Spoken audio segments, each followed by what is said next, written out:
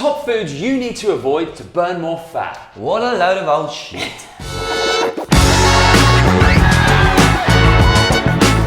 So we see so many videos and diets about eat more of this, eat less of this to lose fat. And actually, it's very misleading, and in most cases, it inhibits your fat loss. And the reason is restriction. You're taking away something from your lifestyle. So let's take it back to a real kind of level that everyone can resonate with. You're in that school, you've been kept in detention. You can see all your mates playing out on the field, and all you want to do is play with them. But it's been taken away from you, so you crave it. You're 16, you want to go out past 8 o'clock, your mum and dad said you've got to be back home, you've got a curfew. What's the first thing you want to do? You want to go out. So if you take a massive part away from someone's diet, let's say you're not allowed carbs are the enemy. Wow. You start to create a bad relationship with food, but you've also taken a huge chunk of food available to people away, and it becomes restrictive. Now this will be beneficial for some people. There's times where you have to reduce certain foods for their health. And obviously certain foods are more nutrient dense than others, but it doesn't mean that you can't have treats here and there. Let's say you're going to the cinema and you want to have popcorn.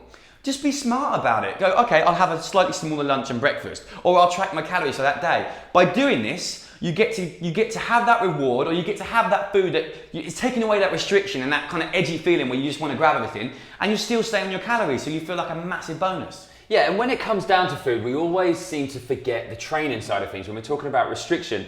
Is if you take, for instance, like carbohydrates away, you've taken and you've restricted yourself massively. But by even starting that journey of health and fitness, you've already started to restrict yourself a little bit anyway. You've restricted your social life slightly by going to the gym. You're making another consideration by going to the gym before seeing your friends and going out. So what you can see is you start to feel the walls starting to close in a little bit. So restriction is really quite dangerous if you don't manage it correctly. Yeah, we're just trying to get across the point of try not to villainize any of the macronutrients. No foods are inherently bad for you apart from those that are altered by humans. Obviously in moderation, sweets and stuff like that, but there's nothing wrong with carbs, there's nothing wrong with fat, and there's nothing wrong with protein. It's just all about getting the moderations right. Especially if you're very active and you want to perform at the optimal level, then carbs are going to be beneficial for you. So you will see a lot of diets and a lot of people will give you advice to cut stuff out. And sometimes there will be warrant, but ask the question, why am I doing this? And if they don't give you a kind of solid answer, you're doing it for this health reason, then go, maybe that's not right for me. Okay, next point. Let's take it even more simple than that.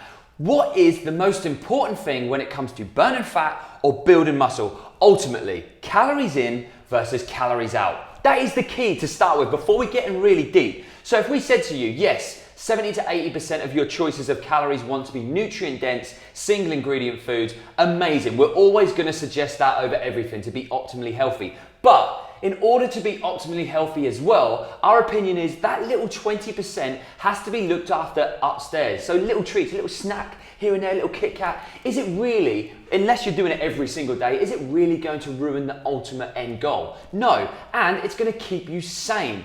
Oh, I might have a Kit Kat, oh, I've lost all my gains. That is absolute bullcrap. All right, good chat, Leon. So basically what we're saying is, if you're looking after your food ultimately with good healthy sources, awesome. But by having the odd little treat here and there, again, you're not putting yourself in detention. You're not being left at home while all your mates are out. You're allowing, you're looking after it. We're always looking at the big game, the long game. A diet is not just 3 weeks, it's a lifetime.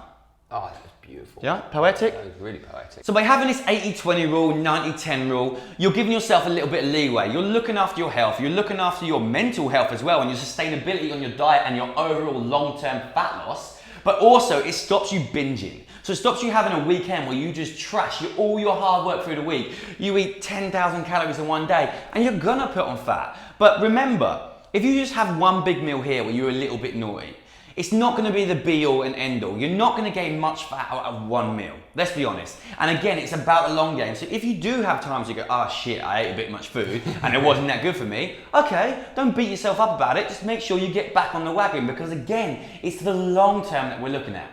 Okay, so let's finish with 2 little tips. If you do want to have those little treats and bits and pieces, everything like that, one good time to have it is post-workout because your body's going to be really efficient at taking up sugars.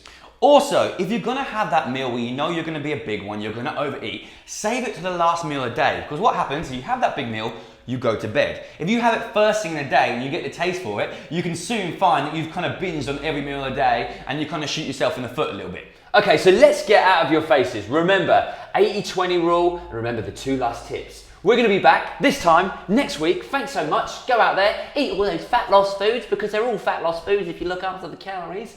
We will see you soon. Don't forget to like and subscribe. Love you loads and goodbye. Bye, guys.